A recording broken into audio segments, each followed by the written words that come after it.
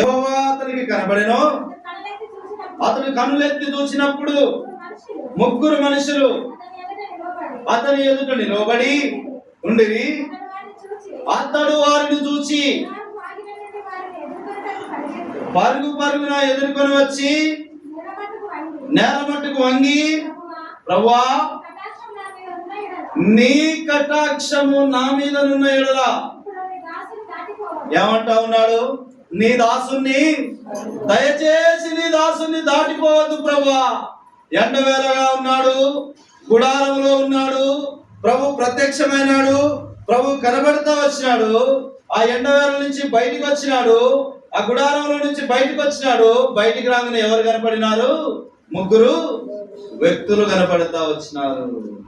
ఆ ముగ్గురు వ్యక్తులు తండ్రి, కుమార, పరిశుద్ధాత్మకు సాదృశ్యము. కనుక యేసుక్రీస్తు వారి మరణము, సమాధి, పునరుత్థానము మూడు విషయాలకు ముంగుర్తిగా ఉంటా ఉన్నది. కనుక ఇప్పుడు ఆ ముగ్గురితో అంటా ఉన్నాడు, ప్రభా, నీ కటాక్షము నా మీద నున్న ఎడల నీ దాసుని ఏం చేయొద్దు అయ్యా, నన్ను దాటిపోవద్దయ్యా. నీ కటాక్షము నా మీద ఉన్నది కనుక నీ దాసుని నువ్వు దాటిపోవద్దు.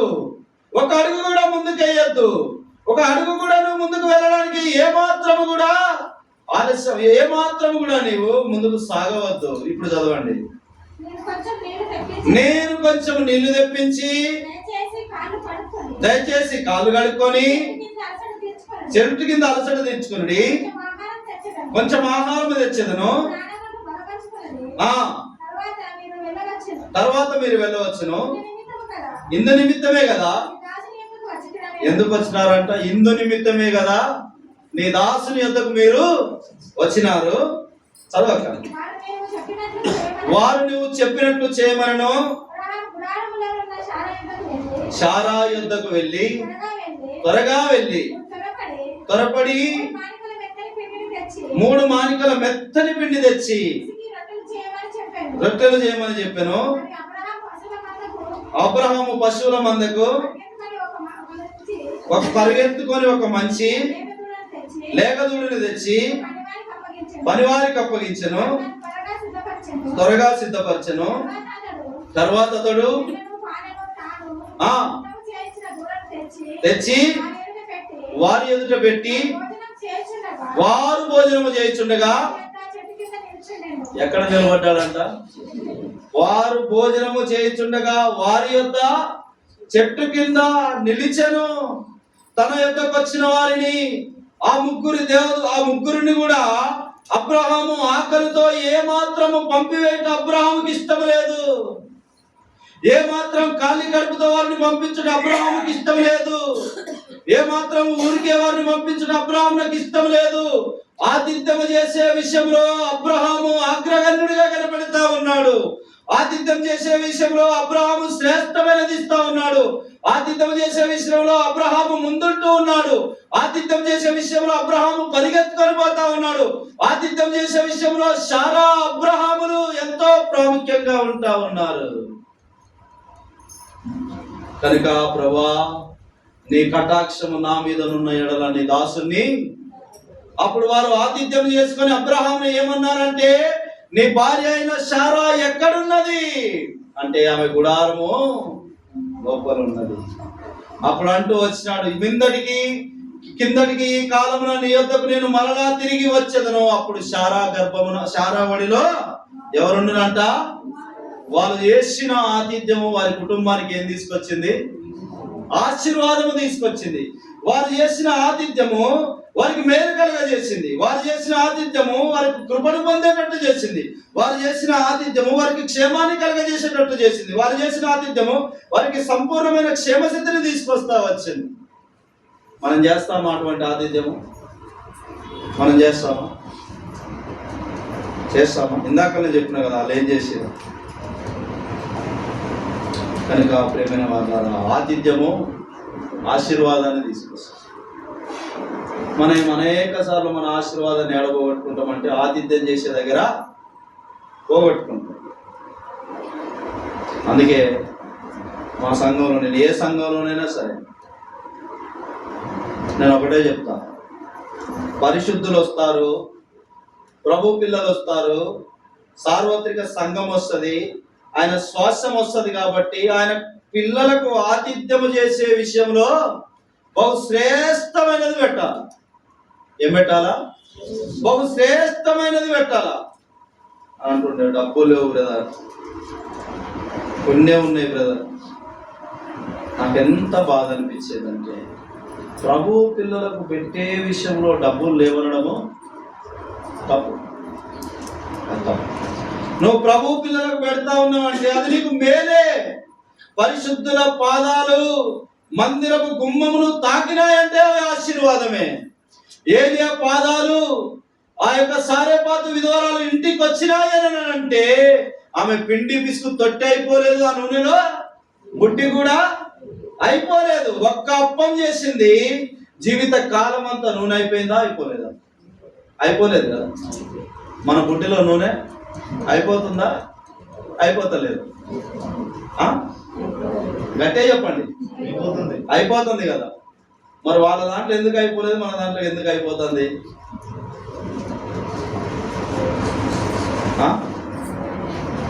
వాళ్ళ దాంట్లో అయిపోయింది, అయిపోవడం లేదు కదా. మరి మన దాంట్లో ఎందుకు అయిపోతుంది? ప్రశ్నే కదన్నా. అంటే వాళ్ళ ఆతిథ్యము హృదయపూర్వకమైన ఆతిథ్యం, అది నమ్మకమైన ఆతిథ్యం. ఏదైతే ఉందో అనుకుందయ్యా, కొంచెమే ఉందయ్యా, ఇక ఇది తిని మేము అప్పుడు అన్నాడు, నువ్వు ఫస్ట్ పోయి నాకు తీసుకురా అని చెప్తా వచ్చింది. ప్రేమైన వాళ్ళరా, మనం ఎంతైతే ఆతిథ్యం చేస్తా ఉంటామో అంతగా ఆశీర్వదింపబడతాం. ఎంతైతే ఆతిథ్యం ఇస్తా ఉంటామో అంతగా ఉపకారం పొందుతూ ఉంటాం. ఎంతైతే ఆతిథ్యం చేస్తా ఉంటామో అంతగా దీవింపబడతా ఉంటాం. నువ్వు ఆశీర్వదించిన కొలది, నువ్వు ఆశీర్వదింపబడిన కొలది ఇస్తూనే ఉండాలి. నువ్వు ఎంతైతే ఆశీర్వదించబడతావు అంత ఇస్తూనే ఉండాలా. మనం ఏం చేస్తామంటే ఈ చేతులు ఇట్లా ముడుస్తాం. ముడవచ్చా? క్రైస్తవులు ముడుచుకోవచ్చా చేతులు? మనకు చేతులు ఎప్పుడు మనం ముడుచుకోకూడదు. నేను ఎక్కడికైనా వెళ్ళాను అనుకో, ఎవరైనా నాకు వాళ్ళు చూడడానికి కొంచెం గిల్టీగా కనిపించారు అనుకో, నాకు ఎవరైనా ఏదైనా ఇస్తే తీసి వాళ్ళ చేతిలో పెట్టేసి వస్తుంది. నాకున్నా లేకున్నా ఒకటే, నాకున్నా లేకున్నా ఒకటే. కానీ వాళ్ళకు ఉండాలి, ప్రభు పిల్లలకు ఉండాలా, పరిశుద్ధులకు ఉండాలా. అది దేవుని పిల్లలకు మాత్రమే సాధ్యం. చేస్తా ఉన్నాం అటువంటి ఆతిథ్యం. ఎప్పుడు మనకి ఎంతున్నా ఇంకా కావాలి, ఇంకా కావాలి, ఇంకా కావాలి, ఇంకా కావాలి. నాకెవరు చేస్తారు? నువ్వు ఎవరికైనా చేస్తే కదా నీ కాలు చేయడానికి, మనం ఎవరికి చేయంగానే ఇతరుల నుండి ఆశిస్తాం. కనుక అబ్రహాము ఆతిథ్యం ఇచ్చే విషయంలో ఎంతో నమ్మకమైన వాడు. కనుక వాళ్ళు వెళుతూ అబ్రహామును ఏం చేసినారు? ఆశీర్వదించి పోయినారు. కనుక ఈ మధ్యాహ్నము ఆతిథ్యము చేసే వారంగా ఉన్నామా లేదా? మన గుడారములో ఆతిథ్యము ఉందా లేదా? బాగా జ్ఞాపకం పెట్టుకోండి. ఒకవేళ ఆతిథ్యము చేసే వారంగా లేకపోతే ఈ మధ్యాహ్నము ప్రభు బల దగ్గరికి వచ్చి, ప్రభా నిజమే, నేను ఆతిథ్యము చేయలేని దానిగా నేనున్నాను, ఆతిథ్యము చేయలేని వాడిగా నేనున్నాను. ఇలా ఎందుకు అయిందో కూడా నాకు తెలియదు ప్రభా. ఇక నుంచి నేను అలా ఉండను. ఇక నుండి ఆతిథ్యము చేయటం నేను ఏనాడు కూడా మర్చిపోను ప్రభా, ఏనాడు కూడా నేను మర్చిపోను ప్రభా అని ప్రభు సన్నిధిలో ఒక తీర్మానం చేసుకుంది. ఇది మొట్టమొదటిది. రెండవది చూడండి,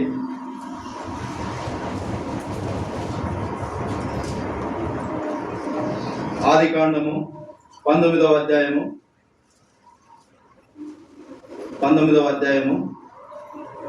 3వ వచనం.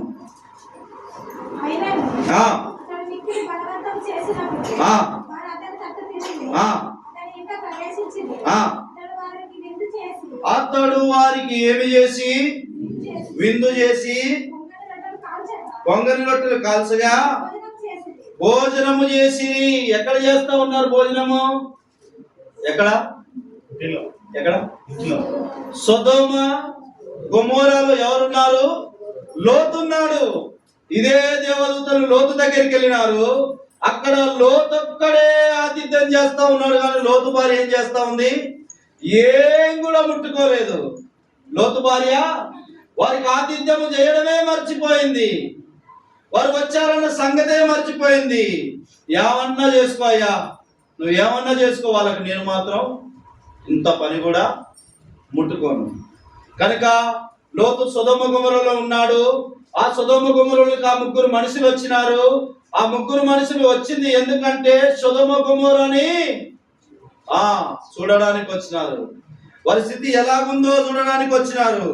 20వ వచనంలో 18-20లో రాయబడతా వచ్చింది.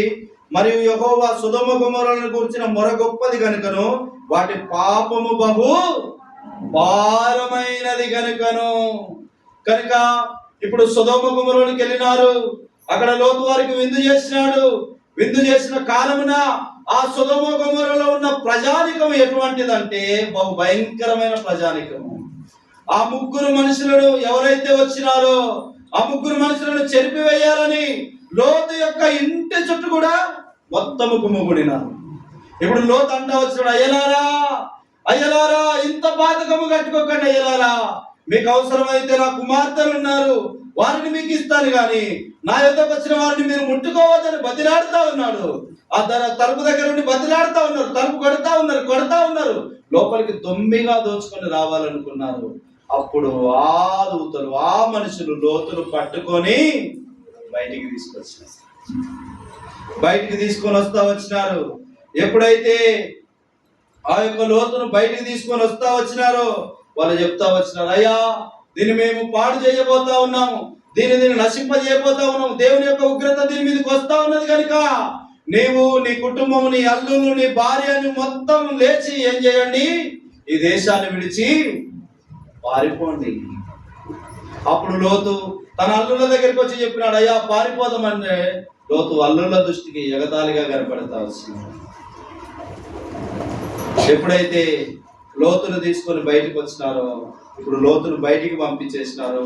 లోతు బయటికి వస్తా వచ్చినాడు. లోతు భార్యతో అంటా ఉన్నాడు, నువ్వు వెనకకు తిరగకుండా ముందుకే పరిగెత్తుకొని పో అన్నాడు. పరిగెత్తుకొని పోమంటే అమ్మగారు వెనకకు తిరిగి ఏమైంది? ఉప్పు స్తంభం అయిపోవచ్చు. ప్రేమ వల్లరా, మనము ఎంతైతే ఆతిథ్యము చేస్తామో తప్పించబడతాం. మనం ఆతిథ్యం చేస్తాము కదా, వారు మన క్షేమాన్ని కోరుతారు. మనం ఆతిథ్యం చేస్తాము కదా, వారు మన యొక్క సౌభాగ్యాన్ని కోరుతారు. మనం ఆతిథ్యం చేస్తాము కదా, వారు మన యొక్క మేలుని కోరుతారు. ఇప్పుడు ఆ ముగ్గురు కూడా లోతు యొక్క క్షేమాన్ని చూస్తా వచ్చారు. ఆయన పెట్టింది రొట్టెలే కానీ లోతును మాత్రం బయటికి తీసుకొచ్చి పంపించేస్తా వచ్చినారు. కనుక ఆత్మీయ జీవితంలో మనం ఎంతైతే ఆతిథ్యం చేస్తామో అంతగా మనము క్షేమాభివృద్ధిని ఉంటాం, అంతగా మనము శ్రమల నుండి తప్పించబడతా ఉంటాం. మీరు చేసి మర్చిపోవచ్చు, కానీ తీసుకున్న వాళ్ళు ఎప్పుడు కూడా, పొందిన వాళ్ళు ఎప్పుడు కూడా మర్చిపోరు. పొందిన వాళ్ళు ఎప్పుడు కూడా మర్చిపోరు. కనుక ఈ మధ్యాహ్న కాలం మనం లోతు వలె ఆతిథ్యం చేసే వారంగా మనం ఉన్నామా? లోతు వలె ఆతిథ్యం చేసే వారంగా మనం ఉన్నామా? కనుక చూడండి 18వ వచనం ఏమన్నాడు? 18వ వచనం 19-18. లోతు, ప్రభువా అలాగు కాదు ప్రభువా, ఇదిగో నీ కటాక్షము ఎవరి మీదకి వచ్చింది? నీ దాసుని మీదకి. అక్కడ అబ్రహాము కటాక్షం అన్నాడు, ఇక్కడ లోతు కూడా ఏమంటా ఉన్నాడు? నీ కటాక్షము నీ దాసుని మీదకి వచ్చినది, నా ప్రాణమును రక్షించిన వలన నీవు నా ఎడల కనపరిచిన నీ కృపను కనపరిచితివి.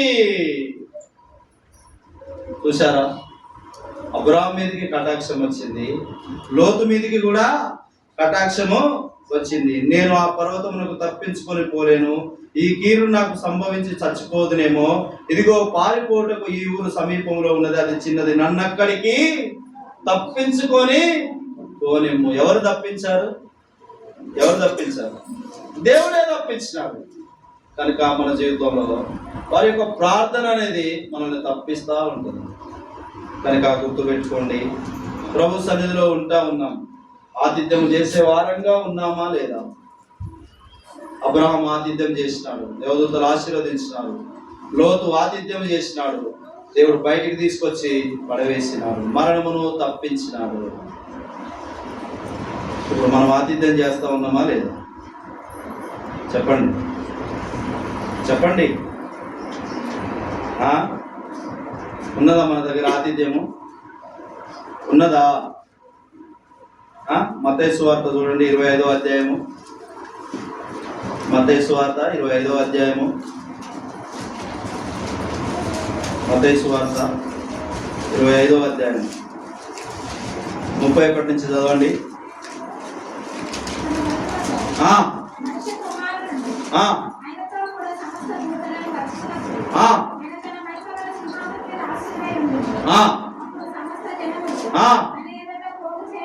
అప్పుడు సమస్త జనులు ఆయన ఎదుట పోగు చేయబడుదురు. గొల్లవాడు మేకలలో నుండి వేరుపరిచినట్లు ఆయన వారిని వేరుపరచును. కుడివైపున గొర్రెలను నిలవబెట్టును. అప్పుడు రాజు కుడివైపున ఉన్న వారిని చూసి, నా తండ్రి చేత ఆశీర్వదించబడిన వారలారా రండి, లోకం పుట్టినది మొదలుకొని స్వతంత్రించుకునుడి. నేను ఆకలి కొంటిని. ఇప్పుడు బాగా గమనించండి, నేను ఆకలి కొంటిని, మీరు నాకు భోజనం పెట్టి తిని. తప్పి కొంటిని, నాకు దాహం ఇచ్చి తిని. పరదేశినై ఉంటిని, నన్ను చేర్చుకొంటిని. దిగంబరినై ఉంటిని, నాకు బట్టలు ఇచ్చి తిని. రోగినై ఉంటిని, నన్ను చూడవచ్చి తిని. చెరసాలలో ఉంటిని, నా వద్దకు వచ్చిందని చెప్పాను. అందుకు నీతిమంతులు, ప్రభువా చూచి నీకు ఆహారం ఇచ్చితిమి, నీకు తప్పికొనటి ఉండ చూచి ఎప్పుడు దాహం ఇచ్చితిమి, పరదేశ ఉండుట చూచి నేను చేర్చుకొంటిమి, దేవుని ఉండుట చూచి బట్టలు ఇచ్చితిమి, ఎప్పుడు రోగి అయి ఉండుటైనను చెరసాలలో ఉండుటైనను చూచి ఆయనను అడిగాను. అందుకు రాజు, మిక్కిలి అల్పులైన ఈ నా సహోదరులకు ఒక్కరికి మీరు చేసిదిరి కనుక నాకు చేసిదిరని నిశ్చయముగా మీతో చెప్పుచున్నానని వారితో. ఎవరికంట? మిక్కిలి అల్పులైన ఈ నా సహోదరులకు మీరు చేసిదిరి కనుక. చేశామా? చేశామా? చేశామా? చేశామా? చేయలేదు. పెద్ద పెద్ద బోధలు వద్దు కానీ, గద్దించే బోధలు వద్దు కానీ, చిన్న చిన్నవి చేశామా? చేయలేదా? చేశామా? గట్టే చెప్పండి అమ్మా. మీ పాత చీరలు ఉంటాయి కదా, ఎవరో పాపం అడుక్కునేటోళ్ళు వస్తారు, ఆమె చీర అంతా చిరిగిపోయి ఉంటుంది. ఒక చీరితే ఏం భయం ఇది అమ్మా? అడుక్కునేటోళ్ళు వస్తారు కదా, వాళ్ళకి ఒక చీర సేవన అవుతుందా? పెళ్ళైన తర్వాత, సేవకు వచ్చిన తర్వాత, పెళ్ళికి ముందు అక్క ఒక 6,000 7,000 చీర కొన్నారు పెళ్ళికి. సేవకు వచ్చిన తర్వాత అన్ని మంచి మంచి చీరలు ఉన్నాయి. నేను ఒకటే చెప్పినాను, ఇవన్నీ కూడా సంఘానికి ఎవరైతే కొంచెం సామాన్యంగా వస్తారో వాళ్ళకి ఇచ్చేసి, సామాన్యంగా ఏమండి 10,000 సరే, 20,000 సరే, ఏం చేయాలా? ఇచ్చేసి. ప్రేమైన వాళ్ళరా, మనకు అటువంటి మనస్సాక్షి ఉండాలి. మిక్కిలి అల్పులైన ఈయన సోదరులకు మీరు చేసిదిరి కనుక నాకు కూడా చేస్తా ఉన్నామా? చేస్తా ఉన్నామా? ఎందుకు చేయలేకపోతా ఉన్నాం? ఎందుకు చేయలేకపోతా ఉన్నాం? పాపం కాదా? మేలు చేయుట నీ చేతనైనప్పుడు నువ్వు చేయకపోవడం ఏందంట? పాపం. కనుక చేయాలి. ప్రభు పిల్లలంగా మనము మేలు చేసే వారంగా ఉండాలి. కనుక చూడండి 25:40 అందుకు రాజు మిక్కిలి అల్పులైన ఈ నా సహోదరులకు ఒకరికి మీరు చేసిరు కనుక నాకు నువ్వు చేసిరని నిశ్చయముగా మీతో చెప్పుచున్నానని వారితో నేను. ఇప్పుడు కింద అంటా ఉన్నాడు, ఏమంటా ఉన్నాడు? అప్పుడు ఆయన ఎడమ వైపు ఉండిన వారిని చూసి, శపింపబడిన వారలారా, నన్ను విడిచి అపవాదికి వారి దూతలకు సిద్ధపరిచిన నిత్యాగ్నిలోనికి పోడి. నేను ఆకలి కొంటిని, మీరు నాకు భోజనం పెట్టలేదు. దప్పి కొంటిని, మీరు నాకు దాహం ఇయ్యలేదు. పరదేశిన ఇంటిని, మీరు నన్ను చేర్చుకొనలేదు. దిగంబరిన ఇంటిని, మీరు నాకు బట్టలు ఇయ్యలేదు. రోగినై చెరసాలలో ఉంటిని, మీరు నన్ను చూడరాలేదని చెప్పాను. అందుకు వారు, ప్రభా, మేము ఎప్పుడు నీ ఆకలి కొని ఉండుటైనను, దప్పికొని ఉండుటైనను, పరదేశి అయి ఉండుటైనను, దిగంబరి అయి ఉండుటైనను, రోగి అయి ఉండుటైనను, చెరసాలలో ఉండుటైనను చూసి మీకు ఉపకారం చేయకపోతుందని అడిగిన. అందుకు ఆయన మిక్కిలి అల్పులైన వీరిలో ఒకరికైనా మీరు లాగా చేయలేదు కనుక నాకును చేయలేదని మీతో చేయలేదని. ఇప్పుడు ఎడమ వైపున ఉన్నామా, కుడి వైపున ఉన్నామా? మేకలలో ఉన్నామా, గొర్రెలలో ఉన్నామా? మేకలలో ఉన్నామా, గొర్రెలలో ఉన్నామా? చెప్పండి, చెప్పరా? సరే, మీ ఇష్టం. కనుక చేసే విషయంలో బహునమ్మకంగా చేయాలి. చేసే విషయంలో బహునమ్మకంగా మనం చేసేవారిగా ఉండాలి. కనుక మత్తయి సువార్త 10వ అధ్యాయము, మత్తయి సువార్త 10వ అధ్యాయము చూడండి. మత్తయి సువార్త 10వ అధ్యాయము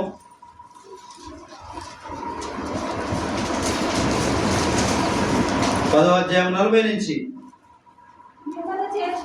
మిమ్మును చేర్చుకునివాడు నన్ను చేర్చుకునివాడు, నన్ను చేర్చుకునివాడు నన్ను పంపిన వాడిని చేర్చుకునివాడు, ప్రవక్త అని ప్రవక్తను చేర్చుకునివాడు ప్రవక్త ఫలము పొందును, నీతిమంతులని నీతిమంతుని చేర్చుకునివాడు నీతిమంతుని ఫలము పొందును. మరి ఎవడును శిష్యుడని ఈ చిన్నని వారిలో త్రాగనిచ్చును, తన ఫలము పోగొట్టుకున్నాడని. ఎన్ని ఇయ్యాలంట? ప్రవక్తను చేర్చుకునివాడు ప్రవక్త ఫలము పోదు, శిష్యుడని చేర్చుకునివాడు శిష్యుని ఫలము పోదు. ఈ చిన్నవాడని గిన్నెలు చన్నీళ్ళు ఇచ్చేవాడు వాని ఫలము పోగొట్టుకున్నా. చివరికి ప్రభు ఎక్కడి దాకా తీసుకొచ్చిందంటే నీళ్ళ దాకా తీసుకొచ్చింది. అబ్రహాం కూడా స్టార్టింగ్ దేంతో స్టార్ట్ చేసింది? ఈ నీళ్లు తెచ్చి ఇచ్చేదను. కనుక నీళ్లు దేవుని వాక్యానికి సాదృశ్యము.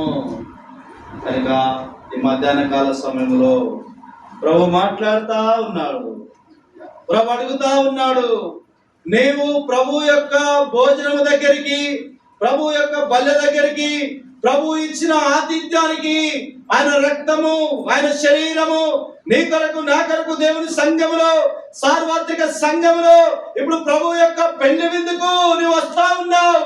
ప్రభు యొక్క ఆతిథ్యానికి నువ్వు వస్తా ఉన్నావు. నలగొట్టబడిన శరీరం దగ్గరికి నువ్వు వస్తా ఉన్నావు.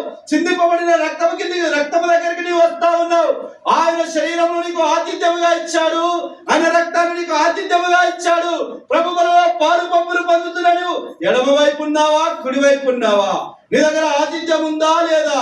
నీ ఇంట్లో ఆతిథ్యం ఉందా లేదా? నువ్వు గిన్నెడు చన్నీళ్ళైనా ఇచ్చావా లేదా? ఆతిథ్యం దగ్గరికి వస్తావు. నీ దగ్గర ఆతిథ్యం లేకపోతే ఎలాగో నువ్వు ఆతిథ్యంలో పాలు పొందుతావు? ఎలాగో ఆ యొక్క రక్త మాంసంలో పాలుభాగస్తురాలు అవుతావు? ఎలాగో ఆ యొక్క ఆతిథ్యంలో ప్రవించ ఆతిథ్యంలో నువ్వు రక్త మాంసంలో పాలుభాగస్తురాలు అవుతావు, పాలుభాగస్తుడు అవుతావు. యోసేపు తన అన్నలకు ఏం సిద్ధపరిచినాడంట? భోజనం సిద్ధపరిచినాడంట. యేసు ప్రభు కూడా శిష్యుని అడుగుతా వచ్చినాడు, పిల్లలారా, మీ యొద్ద ఆహారములకు ఏమైనా ఉన్నదా? వాళ్ళు ఏమీ లేదన్నారు. కనుక ప్రభువు ఇచ్చే ఆతిథ్యము, ఆయన శరీరము, ఆయన రక్తము, ఆతిథ్యం దగ్గరికి వస్తాము. మనం ఆతిథ్యము చేసే వారంగా ఉండాలి. అది చిన్నదైనా సరే ఎప్పుడు కూడా మనము ఆతిథ్యం చేసేవారిగా ఉండాలి. చూడండి, ఎబ్రీ పత్రిక 6:10, చివరిగా ఎబ్రీ పత్రిక 6:10, 6వ అధ్యాయం 10వ వచనం.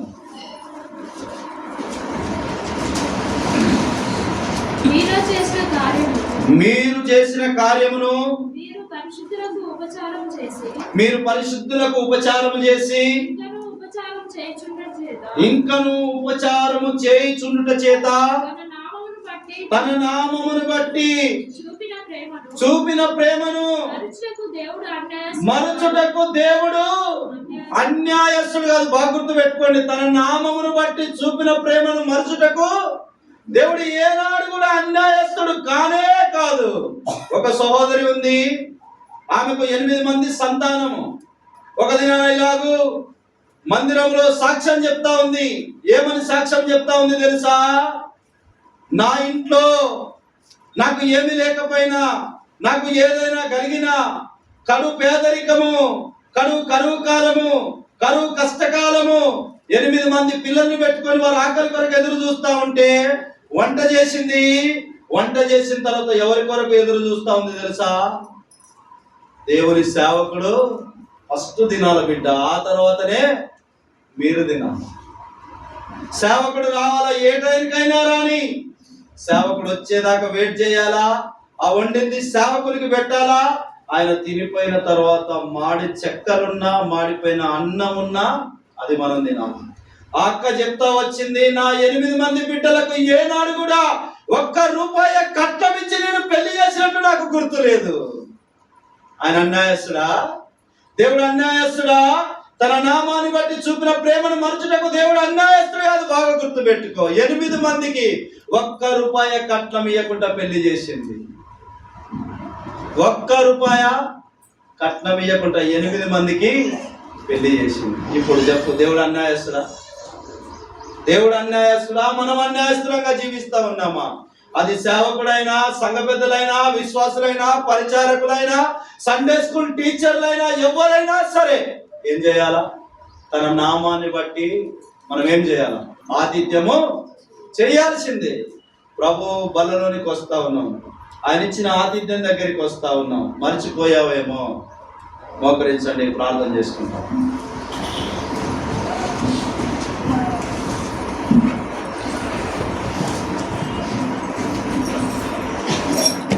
ధన్యవాదాలు.